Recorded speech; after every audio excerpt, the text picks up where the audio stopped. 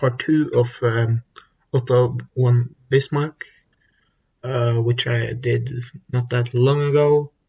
This is, well, part two. I'm gonna do the rest later. 1848, the People's Spring. Springtime. Yeah, it was a lot of revolutions in that time period. Time of Nations, the year of revolution. Yes.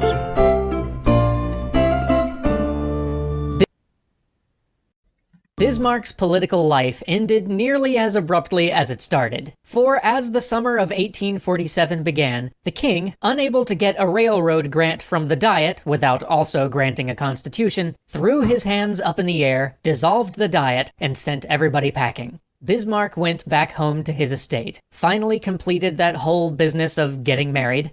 Yeah, she was incredibly religious, and he was a really good farmer. And went on his honeymoon. But as he traveled Europe, and when he returned home, he noticed a strange tension in the air, an unrest in the streets, in the cities. Then, in February 1848, Paris erupted. The monarchy fell. Yeah, many think that the French Revolution, who abolished the monarchy earlier, that led to Napoleon's powers, that was abolished, but it wasn't. Later, it was after Napoleon died, they reinstated the monarchy with another Louis on the throne, and then later, the nephew of Napoleon became Napoleon III, and he became, well, the French emperor. But that's in a later video. I think it was the 1970s. No, not 1970s, 1870s. It was when the Germans won over the French.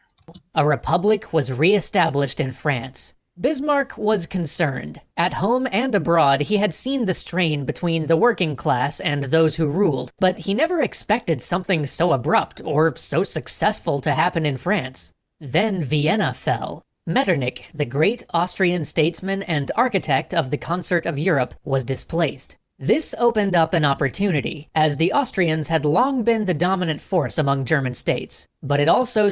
Yeah, here you see too the Holy Roman Empire. I don't know if you can see my mouse, but it was in this area that is outlined, and that was the Holy Roman Empire. But and Vienna or Austria was often the Holy Roman Emperor, which was basically just a religious title. They didn't hold that much of a power. They needed to go to, I think it was the Landtag, or yes, I think it was, and beg for support from the state to go on campaigns and stuff. Unless they just took stuff from their own territory. And when Napoleon got in there, he dissolved the Holy Roman Empire and created the Confederation of the Rhine, which goes around this area into the Netherlands. Served as a warning. It was clear that revolution was coming to Prussia soon. But Bismarck worried that the king was too weak and too vacillating to put down a revolution. And he was right. As word of the revolution in Vienna spread, Prussians took to the streets, and soon the king promised them a constitutional government. But as the people were celebrating their victory in Berlin, the celebration turned into a clash. Shots were fired. Government troops killed revolutionaries. Many, including Bismarck, believed that now there was no choice but to crush the revolution. The king, though, disagreed, and ordered the troops out of Berlin, effectively leaving himself hostage to the revolution. And then came the first of Bismarck's good-ish ideas. He raced back to his estate and organized an old-school peasant levy. Yes, in the middle of the 19th century, he... Yeah, I was going to say that it was probably around 200 to 300 years, if not longer. in Germany where that happened, or not, maybe not that long, but it was a really medieval way, like they were saying.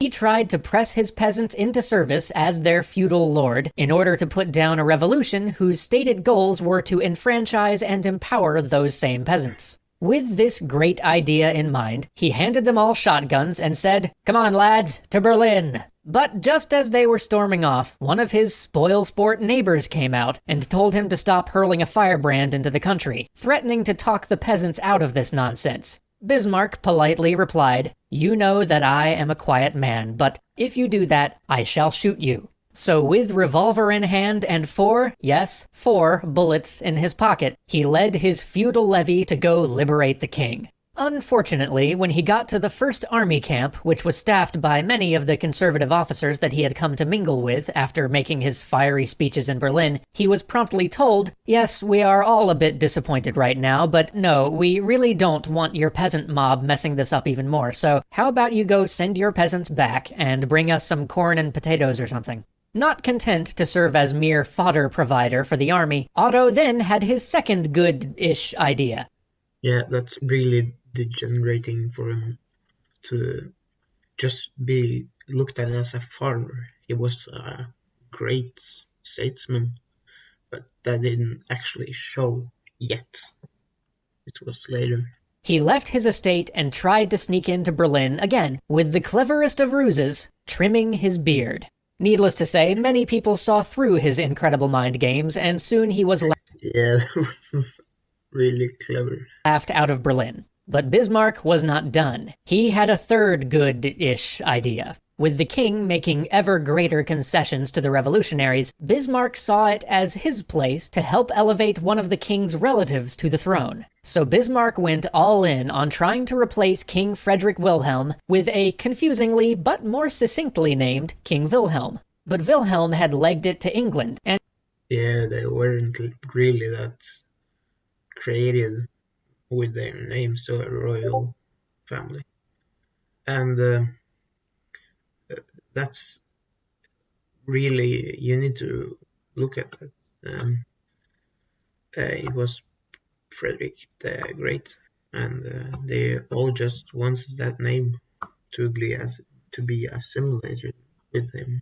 I think that was one of the reasons. And he wasn't going to listen to this wild man anyway. So Bismarck began to hunt for a new candidate. Soon he found another royal relative named Charles, who proposed that his even more confusingly named son, Frederick Wilhelm, should replace Frederick Wilhelm on the throne. This Frederick Wilhelm, or Fritz, I'm going to call him Fritz, was 6 years old. But nobody had asked Fritz's mom. I mean, they eventually did, but more as an afterthought, with Bismarck awkwardly meeting her in her servants' quarters. Not asking turned out to be a mistake, though, because Fritz's mom supported the liberals and put the kibosh on the whole thing. It would seem that Bismarck had made an enemy of the mother of this 6-year-old he hoped to put on the throne. Nonetheless, he was soon summoned for the Second Prussian Diet, which the king had ordered assembled to hammer out how to make a real parliament for Prussia. There, Bismarck spoke passionately about the noble past that they were so casually throwing away, even becoming choked with...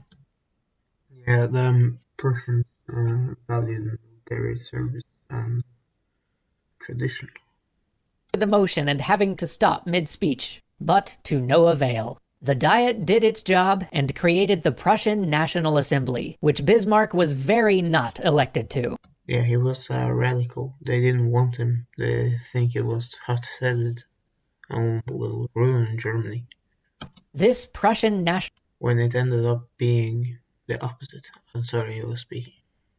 National Assembly, which Bismarck was very not elected to. This Prussian National Assembly pushed for a real parliamentary system along British lines, though, and soon the king began to lose patience with the body. So Bismarck joined the Camarilla, which was not, in fact, a secret society of vampires which has kept their presence hidden from humanity for hundreds of years, though I can understand your confusion, and let's be honest, Bismarck would have made a great vampire, but no. Bismarck joined the much more boring, but real, group of nobles and courtiers close to the king, who were determined to maintain the power of the monarchy through non-vampiric means. And let's go ahead and call this one Bismarck's first actual good idea, because this put him in contact with many powerful men. But even though, by all accounts, he was an effective member of the society, and even though he had amplified the conservative voice in Prussian politics by establishing a newspaper, when the liberal cause fell apart and the conservatives once again became ascendant, he was passed over for a cabinet position. They were very happy to use him when a radical was needed, but once the time came to re-establish order, the wild man was cast aside. So Bismarck returned to his estate to witness the birth of his first child. But Bismarck had a plan. Bismarck always had a plan. You see, even though the liberals had failed to get anything like the constitution they had wanted, they had gotten a constitution, and with it, a parliament, the Landtag. And Bismarck, always a pragmatist. Yeah, I was wrong. I said earlier that it was the Landtag. It must be something else. And it might be the Diet. Under whatever colors he may have worn, decided to get himself elected to this new body. The fight was fierce. He knew that he wouldn't get elected in his own region, so he decided to because everyone thought he was nuts. Run for office in the city of Brandenburg. But there he was an outsider, running against the local mayor. He acted with vigor, describing his campaign headquarters as a military camp, with messengers running in and out at all hours, and strategy being formulated so that he never missed an opportunity to speak to the few hundred men who would eventually determine the representative for Brandenburg. He won by 25 votes. Wow, that's really close. Now, well, you all know that, but damn, that's close. Determined the representative for Brandenburg. He won by 25 votes. Now he was once again at the center of things, and the question at hand on everybody's mind was the unification of Germany. If the 39 German states that had survived the Napoleonic invasion banded together, they could change the face of European politics forever. But how to achieve that was a matter of some debate. They could either come together under Austria or under Prussia. But Austria rejected the possibility of unification. Yeah, I think he's gonna explain it, but they had much more territory, the Hungarians brought a massive empire, and that's probably the reason. Because the Austro-Hungarian Empire and the Habsburg-inherited lands included far more territory than just the German portions. And the whole point of unification was German nationalism. Germans would never accept rule by a sovereign who was also ruling over other nations. This meant that the Austrians would either have to divide their empire and give some other branch of the family their German territories, or simply reject unification outright. And they chose the latter. The German National Assembly, which was different from the Landtag in that it represented all German states, decided, with little other choice, to offer the imperial crown to Frederick Wilhelm. Nobles in the Landtag, including Bismarck, urged him to accept. But the king rejected the proposal, and this allowed Bismarck the opportunity to rail against the constitution that would have come with it. He was blasted by the press, and sure of losing his seat in the next election. But when the king dissolved the Landtag, he changed the election rules for the next session in ways that favored landowners like Bismarck, which ensured his re-election. After giving some blistering speeches on and some strong invectives against even the monarch's own move toward a constitutional unification, Bismarck got himself moved to the new assembly debating the question of unification. But before that could go anywhere, he got caught up in the next great conflict. The war over territory seemed to loom between Austria and Prussia, and it is here that because though in many ways he was and always would be a man of war, when a settlement was offered, Bismarck rose and said, "It is unworthy of a great state to fight for something which does not concern its own interest. Gentlemen, show me an objective worthy of war, and I will go along with you." It is easy enough for a statesman to ride the popular wave from the comfort of his own fireside, making thunderous speeches from the rostrum, letting the public sound the trumpets of war, and leaving it to the musketeer, bleeding out his life's blood in the snowy wastes to settle whether policies end in glory or in failure. Nothing is simpler. But woe to any statesman who, at such a time, fails to find a cause of war which will stand up to scrutiny once the fighting is over. And so begins the transformation of Bismarck the Radical to Bismarck, man of realpolitik. Yeah, he's right on the point that he's making. Start to be more adult, and that's really important when it's a statement. Now, if you will drop a like on the original video, consider following me on while I search for other videos, channels to get a reaction, get my point of view of that emperor.